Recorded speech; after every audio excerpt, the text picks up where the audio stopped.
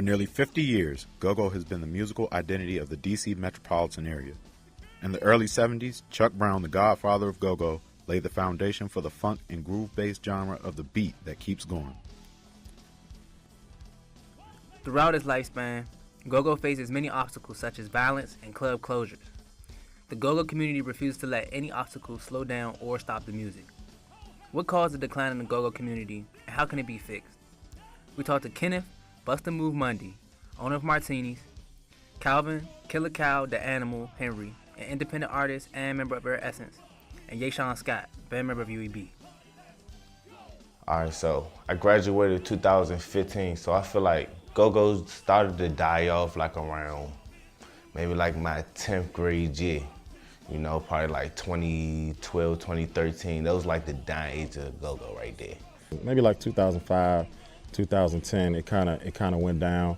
The bounce beat era came in, and things changed a little bit. You know, by losing such a prominent force in bounce beat like Polo, I think it just kind of everybody was a little shaken up on that, and the game really never recovered from that. We started when we started saying bounce beat, when we started saying grown and sexy, when we started saying crank. You feel what I'm saying? You know, like, if you don't know Bustin', I'm a Muslim, you know? And I was in college one time and I was with this African dude, man, and I asked him, what type of Muslim is you? And he told me, what do you mean? I'm a Muslim.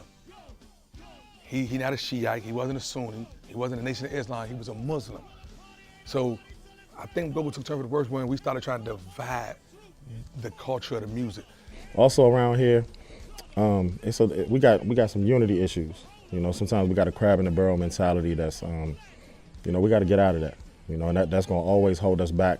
When you see the other regions winning like Atlanta, New York, you know, California, Texas, that's some of the things that they really good at sticking together, especially Atlanta, because it's flooded. And they still find a way to keep it together and keep the unity going.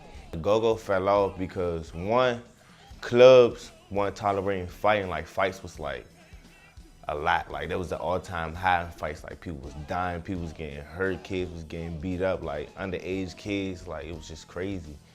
That's why.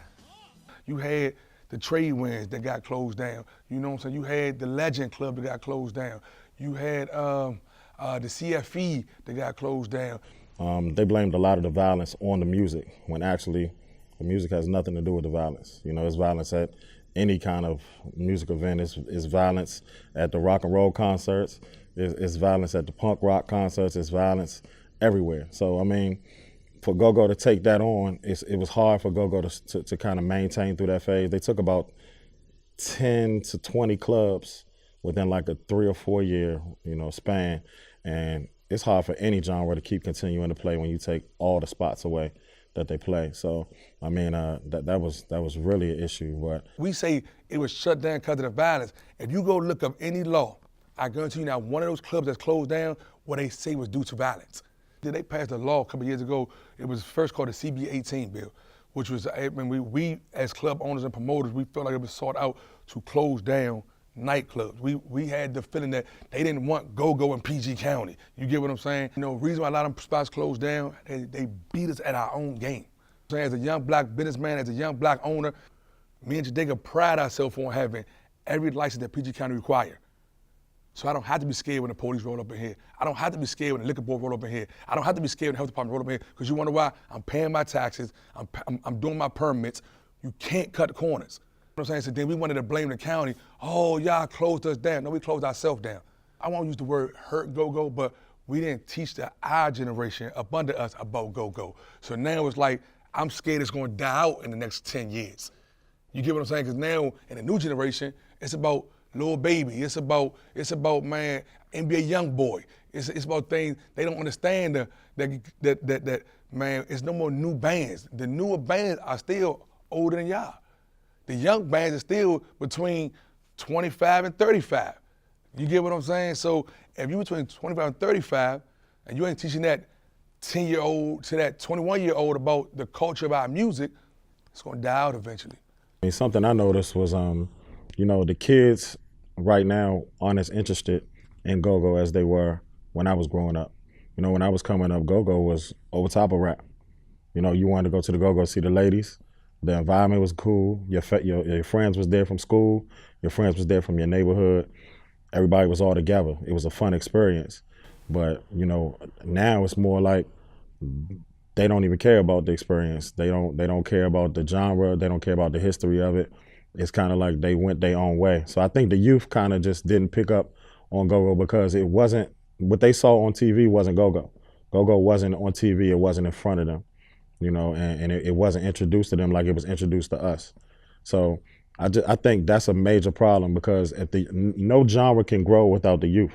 I feel like if we bump more of that Gogo, like we just listen to that drive, give them that good bounce. They hear that one time, they be like, wait, what is this?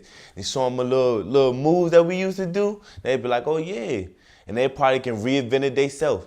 And next thing you know, we might have new bands popping up. We might got new dances out here. Like you never know. New places to play, all that. Like you never know what can open up a door. That's all. I feel like it will start with us. Like Gogo actually is a lifestyle for real. Like you can't just listen to it. When you listen to it, you feel it. You feel it in your soul. Like how people listen to church music, they feel it. You get the Holy Ghost, you catch the Holy Ghost from Gogo. I swear, a lot of you not. Everybody need Gogo. You will not survive as a club owner in PG County, DC, Maryland, Virginia area without doing Gogo. It's our music, it's our culture, it's what the people want. Gogo is the beat that will never stop. Thank you for watching and see you next time. It's rain on through. If it's blow money, that's true. It's moving. Killer, the animal, a boss, controller. Think it's all a plane, cause your girl, a roller.